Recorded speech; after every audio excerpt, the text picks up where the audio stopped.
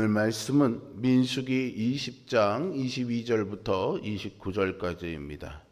민수기 20장 22절부터 29절까지입니다. 이스라엘 자손 곧 온 회중이 가데스를 떠나 호르산에 이르렀더니 여호와께서 에돔 땅 변경 호르산에서 모세와 아론에게 말씀하시니라. 아론은 그 조상들에게로 돌아가고 내가 이스라엘 자손에게 준 땅에는 들어가지 못하리니 이는 너희가 무리와 물에서 내 말을 거역한 까닭이니라. 너는 아론과 그의 아들 엘라사를 데리고 호르산에 올라 아론의 옷을 벗겨 그의 아들 엘라사에게 입히라. 아론은 거기서 죽어 그 조상에게로 돌아가리라. 모세가 여호와의 명령을 따라 그들과 함께 회중의 목전에서 호르산에 오르니라. 모세가 아론의 옷을 벗겨 그의 아들 엘라살에게 입히매 아론이 그 산 꼭대기에서 죽으니라. 모세와 엘라살이 산에서 내려오니 온 회중 곧 이스라엘 온 족속이 아론이 죽은 것을 보고 그를 위하여 30일 동안 애곡하였더라. 아멘. 어떤 공동체든지요, 지도자는 중요한 위치를 차지합니다. 특히 지도자를 잃는 일은 공동체에 커다란 영향을 줄 수밖에 없습니다. 이를 잘 아시는 하나님은 이스라엘을 위해 대제사장 아론의 죽음을 예고하시고 준비시키셨습니다. 이스라엘은 에돔 땅 가장자리에 있는 호르산에 이르렀고 모세와 동역해온 제사장 아론이 거기에서 죽음을 맞습니다. 하나님의 명령에 순종해 여기까지 왔고 징계에도 순종해 가나안 목전에서 묻혔고 자신의 직을 아들에게 계승한 아론의 모습을 통해서 죽음을 준비하는 종의 자세를 배우게 됩니다. 하나님은 우리 인생의 최종 인사권자이십니다. 하나님이 사명을 맡기시고 감당할 힘을 주시며 그 일을 마치시는 시기도 정하시죠. 사람은 하나님의 주권을 거스를 수 없고요. 결국 하나님의 뜻에 순응할 수밖에 없습니다. 그러므로 하나님의 부르심을 따르고 내려놓으라는 명령에도 순종하는 것이 진실한 성도의 자세임을 오늘 본문의 말씀을 통해 배우는 시간 되길 바랍니다. 이스라엘 백성은 광야에서 계속 방랑하다가 에돔 가장자리에 있는 호르산에 이르게 됩니다. 40년 동안 모세와 아론은 크고 작은 어려움에도 불구하고 백성을 이끌라는 여호와의 명령을 따라 여기까지 왔습니다. 그곳에서 하나님은 이제 아론의 죽음을 예고하셨고요. 호르산 꼭대기에서 그 말씀이 성취됩니다. 24절에서 보듯이 하나님은 아론은 그 조상들에게 돌아가고 내가 이스라엘 자손에게 준 땅에는 들어가지 못하리라고 말씀하시죠. 아론이 가나안에 들어가지 못한 채 죽음을 맞은 이유는 앞서서 반석을 두드려 물을 낸 무리바셈에서 모세와 함께 감정에 휘둘려서 여호와의 거룩함을 나타내지 못하고 하나님께 불순종한 것에 대한 책망과 징계였습니다. 모세와 아론은 백성 앞에서 하나님의 능력과 신실하심을 드러내야 될 책임이 있었음에도 순간적인 충동과 감정을 못 이겨서 그것을 저버리고 말았죠. 아론은 어떤 말도 덧붙이지 않고요, 죽음을 받아들입니다. 내가 하나님 앞에 40년 동안 얼마나 충성했는데 겨우 이런 일 하나 가지고 그 꿈을 이루지 못하게 하느냐고 볼멘 소리도 어떤 변명도 어떤 불평도 하지 않았습니다. 무리바에서의 불순종과 불충성을 반복하지 않은 거죠. 그는 이 죽음의 징계를 받아들임으로 역설적으로는 마지막에 순종하는 사람이 되었습니다. 우리에게는 우리의 연약함을 동정해 주시는 온전한 대사장이신 예수 그리스도가 있습니다. 흠이 없는 주님은 항상 살아계셔서 주님을 힘입는 자들을 위해서 지금도 간구해 주시는 대제사장이 되어 주시기에 우리가 위로를 얻게 됩니다. 하나님이 아론의 불순종을 지적하시고 그를 죽음에 이르게 하신 것은 백성에게 순종을 교훈하시기 위해서였습니다. 이스라엘 백성이 가나안에서 하나님의 백성답게 살기 위해서는 순종을 배워야 했습니다. 어떤 성도들은 아론과 모세의 불순종을 엄하게 다루시는 이 하나님의 모습이 낯설게 느껴질 수도 있습니다. 그들은 그분이 죄를 용서하시는 사랑과 은혜의 하나님이 아니냐고 반문할 수도 있습니다. 하지만 하나님은 사랑의 하나님이시면서 공의의 하나님이십니다. 우리 편리대로 은혜의 하나님만을 선택적으로 믿거나 강조해서는 안 되겠지요. 하나님이 세상을 심판하러 오셔서 모든 사람을 그분의 정의와 공정으로 평가할 날이 올 것입니다. 하나님은 우리의 행위를 공정하게 평가하시는 의로우신 분이십니다.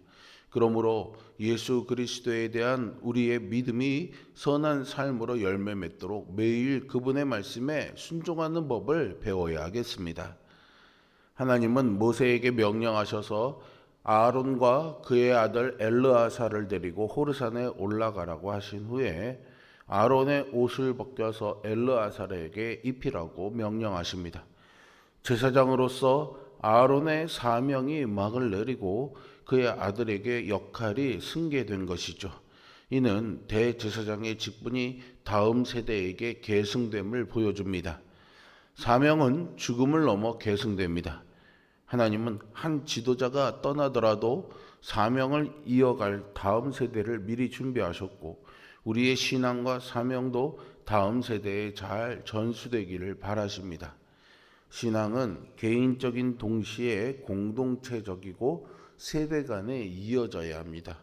부모는 자녀에게 믿음을 가르치고 교회 공동체는 다음 세대가 신앙을 계승할 수 있도록 준비해야 합니다. 모세는 하나님의 명령대로 행해서 아론의 옷을 엘르아살에게 입혔고요. 아론은 호르산 꼭대기에서 죽음을 맞이합니다. 그리고 모세와 엘르아살이 산에서 내려오자 이스라엘 온 회중이 가나안 땅을 가까이 두고 아론 제사장을 잃은 상실감에 30일 동안 애곡합니다. 아론은 하나님을 섬기는 제사장으로 부름받은 후 40년의 긴 세월을 보냈습니다. 그 기간에 불순종과 실수가 없었던 것은 아니었지만 그런데도 사명의 자리에서 중요한 역할을 잘 감당했습니다. 그렇게 지도자를 탓하던 백성도 지도자를 잃은 슬픔과 상실감에 긴 애도의 기간을 보내지요. 모세가 같은 해 11월 1일에 신명기 말씀을 고별 설교로 남겼으니 이스라엘 공동체는 한 해에 2명의 중요한 지도자가 모두 세상을 떠났다고 볼 수 있습니다. 둘 다 공로도 있었고 허물도 있었습니다. 대단했던 그들도 하나님 앞에서는 죽음을 겪을 수밖에 없는 불완전한 존재였음을 새삼 깨닫게 됩니다.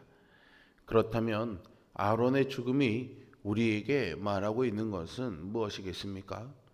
그것은 아무리 하나님의 사람으로 칭송받는 위대한 지도자라고 해도 끝이 있다라는 것이죠. 한때 위대하고 특출난 지도자로 쓰임받은 사람도 하나님이 잠시 사용하신 도구입니다. 구원 계획과 완성은 하나님께서 친히 이루어 가십니다.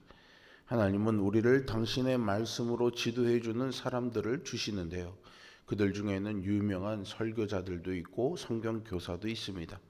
우리가 그들에게 선한 영향력을 받는 일은 필요한 일이고 중요한 일입니다.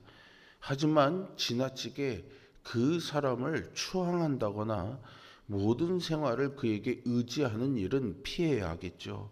구원의 시작과 끝은 구원의 성취자이신 하나님의 주권으로 이루어져 가는 것이기 때문입니다. 그러니 숨이 끊어지면 마침내 흙으로 돌아갈 인간 권력가나 지도자를 의지하지 마시기 바랍니다. 우리는 영원하신 하나님만을 의지하며 하나님에게만 소망을 두어야 합니다. 죽음은 모든 인간이 피할 수 없는 현실입니다. 그러나 믿는 자에게 죽음은 끝이 아니라 하나님과의 새로운 만남의 시작입니다.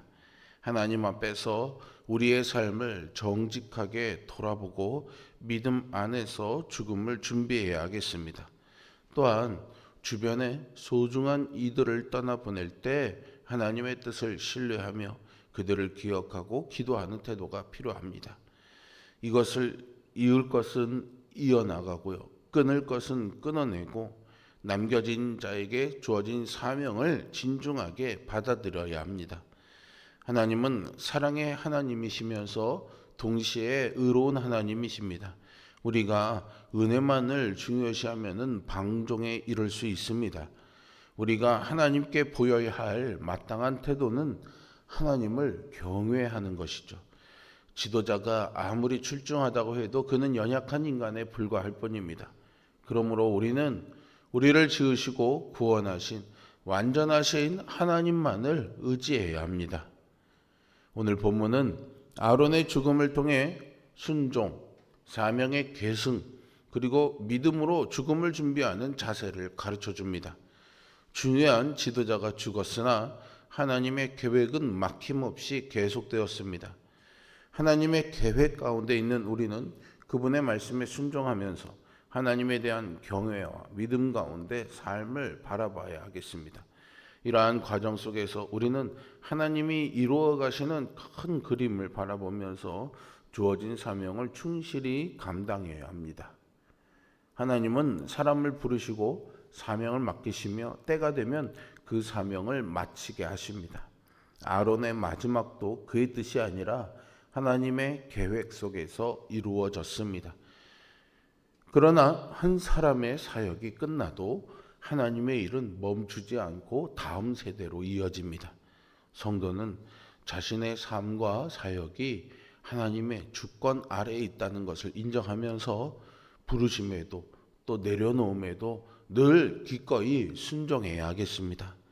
오늘 하루도 주어진 시간을 소중히 여기며 이렇게 하나님의 부르심에도 내려놓음에도 순종하며 신실하게 살아가는 우리 모두가 되기를 주님의 이름으로 축원드립니다. 기도하겠습니다. 신실하시고 우리의 삶의 주인 되어 주시는 아버지 하나님, 오늘 아론의 죽음을 통해 우리의 생사화복을 주관하시는 아버지 하나님의 섭리와 이끄심을 다시 한번 기억하게 됩니다. 사람에게 집중하지 말고 하나님에게 집중하여 의지하는 삶을 살아가는 우리 모두가 되게 하여 주시옵소서. 그 사람 아니면 안 될 일이라고 생각하지 말게 하여 주시고, 그 사람이면 될 일이라고 생각하지 말게 하여 주시고, 오직 하나님이 사람을 통해 일하신다는 사실을 기억하되 우리에게 하나님이 부르셔서 보내주신 사명자에게는 그 하나님의 부르심에 따라 일하시는 주권자 하나님을 기억하며 그를 돕고 또 그를 존중하며 인정하는 일을 이어가되 하나님을 넘어선 의지가 되지 아니하도록 사람이 중심되지 아니하고 하나님을 머리의 마음의 중심에 모시고 살아가는 우리 모두가 되게 하여 주시옵소서. 하나님께서 우리를 부르신 것도 또 우리에게 주신 사명을 마치게 하는 것도 다 하나님의 뜻 안에 있다는 것을 기억하며 오늘도 그 하나님의 부르심 안에서 하나님의 섭리 안에서 하나님의 주권 안에서 순종함을 배워가며 살아가는 우리 모두가 되게 하여 주시옵소서. 예수 그리스도의 이름으로 기도합니다.